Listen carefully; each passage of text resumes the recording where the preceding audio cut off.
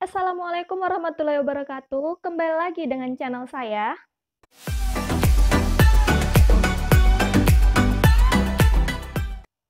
Baik, di sini saya akan menjelaskan tentang bagaimana cara memproduksi ASI dengan cepat tanpa menggunakan bahan-bahan kimia atau obat-obatan, atau dengan kata lain secara alami.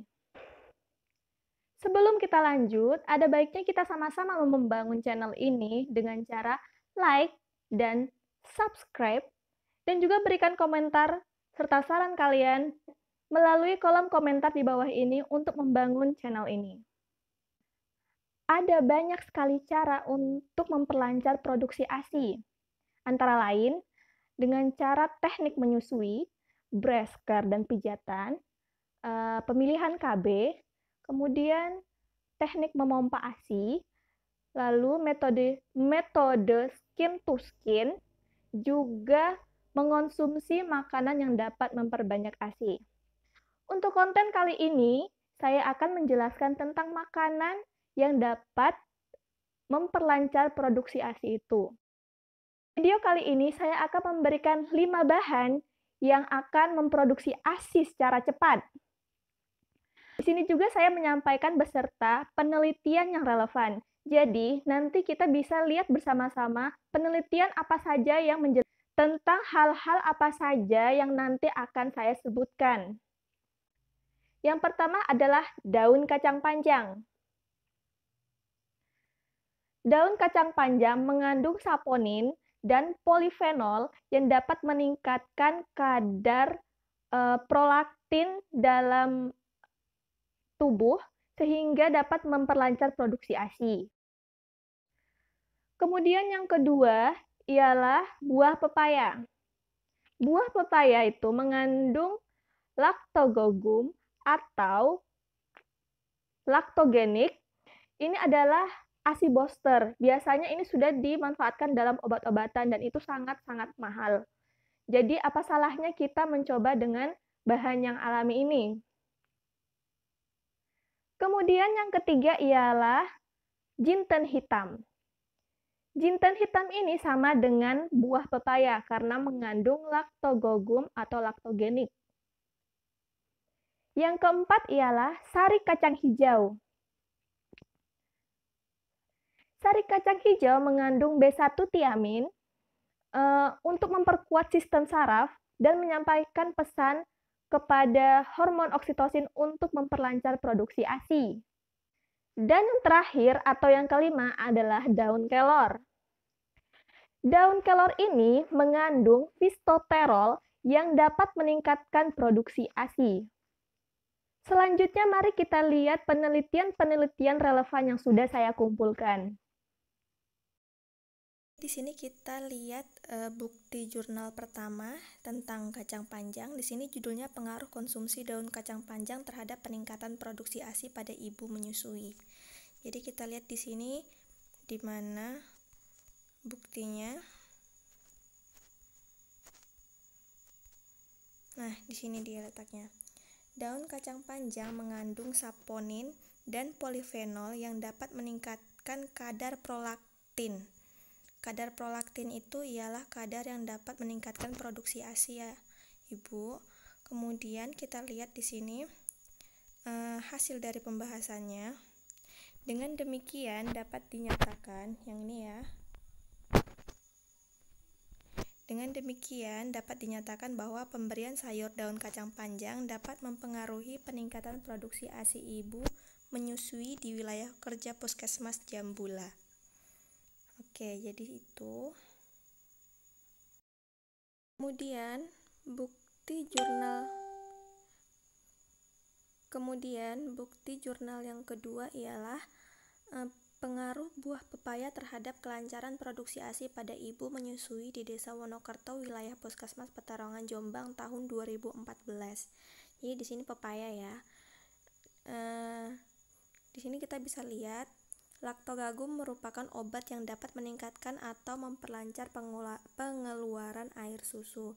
Jadi pepaya ini sebagai salah satu buah yang mengandung laktogogum. Oke, di sini sudah jelas. Kemudian di sini kita lihat hasilnya.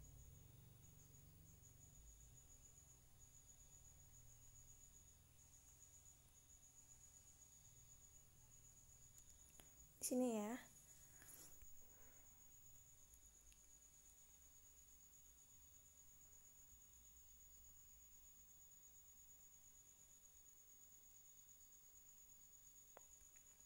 Dari bawah sini.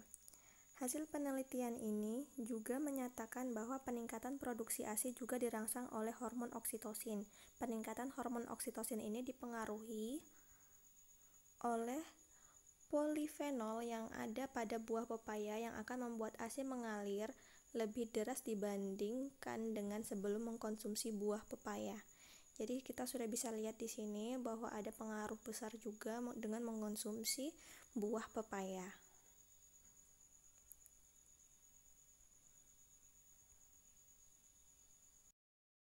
Baik, selanjutnya ini bukti penelitian yang ketiga. Di sini penelitian yang berjudul pengaruh jinten hitam terhadap kelancaran produksi ASI pada ibu menyusui di Kelurahan Indrakasih, Kecamatan Medan, Tembung tahun 2017. Di mana kita lihat di sini ini sama seperti pepaya ya, karena jinten hitam sebagai salah satu rempah-rempah yang mengandung lactogogum. Jadi dia mengandung lactogogum yang bisa melancarkan hormon oksitosin sehingga bisa melancarkan ASI. Kemudian kita lihat hasilnya.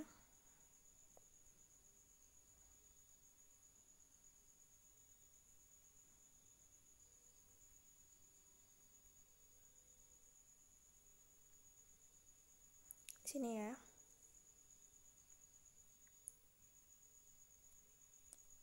Hasil penelitian ini juga menyatakan bahwa peningkatan produksi ASI juga dirangsang oleh hormon oksitosin.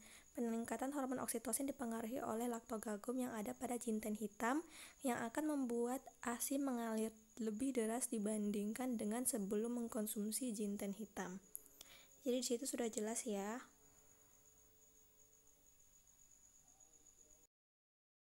Selanjutnya, bukti yang keempat ialah penelitian dengan judul efektivitas konsumsi sari kacang hijau Vigna Radiate terhadap kelancaran produksi ASI ibu nifas. Jadi kita lihat di sini di mana yang menyatakan demikian. Nah, sini dia. Mulai dari vitamin B1 sampai sini. Di sini jelaskan, vitamin B1 tiamin yang terdapat pada sari kacang hijau berfungsi untuk memperkuat sistem saraf dan bertanggung jawab untuk produksi ASI, di mana tiamin akan merangsang kerja neurotransmitter yang akan menyampaikan pesan ke hipofisis posterior untuk mensekresi hormon oksitosin sehingga hormon ini dapat memacu kontraksi otot polus mamae yang ada di dinding alveolus dan dinding saluran sehingga ASI dipompa keluar. Kita lihat di mana bukti penelitiannya. Di sini, dari sini ya, pada awal sebelum diberikan kacang hijau. Jadi di sini 80% dari responden yang belum diberikan sari kacang hijau itu mengalami ketidaklancaran ASI. Dari 20 responden. Kemudian hasilnya setelah diberikan ini sebagian besar 80% dari responden mengalami kelancaran produksi ASI sesudah diberikan sari kacang hijau Vigna Radiate dan sebagian kecil 20% dari responden mengalami ketidaklancaran produksi ASI. Jadi cukup besar ya di sini hasilnya.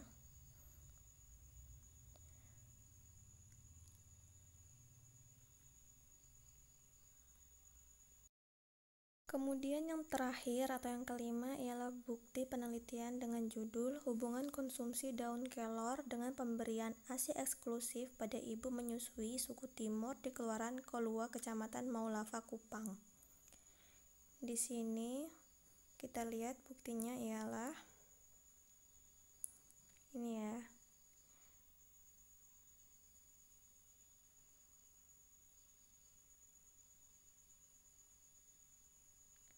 Oke, di sini. Daun kelor mengandung fitosterol yang dapat meningkatkan produksi ASI bagi wanita menyusui dan mengatasi anemia pada anak dan ibu hamil karena banyak mengandung zat-zat gizi penting seperti vitamin A, vitamin C, kalsium, zat besi, dan protein.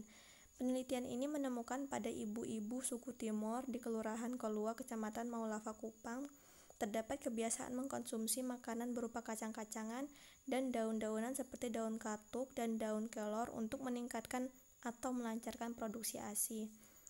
Sebenarnya ini juga adalah salah satu dari kebijakan pemerintah agar ibu-ibu di daerah sini bisa memakan sayur kelor untuk melancar atau membantu ASI eksklusif selama 6 bulan. Jadi dari 100% yang saya baca di bawah ialah sekitar 36% itu gagal dan sisanya itu berhasil. Jadi di sini sudah sangat jelas ya kalau di sini daun kelor itu bisa meningkatkan produksi ASI.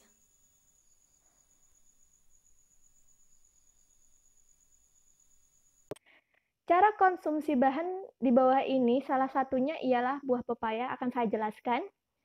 Buah pepaya ini kenapa saya ambil buah pepaya? Karena kemarin saya juga melakukan penelitian terhadap peningkatan produksi ASI terhadap ibu menyusui dengan menggunakan buah pepaya atau kates. Kates ini adalah pepaya muda. Selain pepaya muda ini pepaya muda atau pepaya yang sudah matang dapat mengurangi konstipasi atau bahkan mengatasi konstipasi, juga bisa memperlancar produksi ASI karena kandungan-kandungan yang sudah saya jelaskan tadi. Cara pembuatannya ialah dengan dibuat bening. Ibu-ibu di rumah pasti sudah mengetahui cara membuat bening, bukan? Biasanya sayur yang dibuat bening adalah sayur bayam atau sayur-sayuran hijau. Tapi kali ini kita ubah cara masaknya menggunakan buah pepaya atau kates.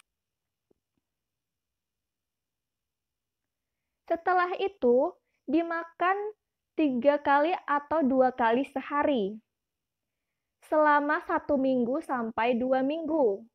Silakan rasakan manfaatnya setelah waktu yang saya sampaikan tadi. Biasanya orang akan lebih cepat, dalam 3 hari atau 5 hari akan terasa manfaatnya. Tetapi ada juga yang baru merasakan manfaatnya setelah 1 minggu atau 2 minggu konsumsi.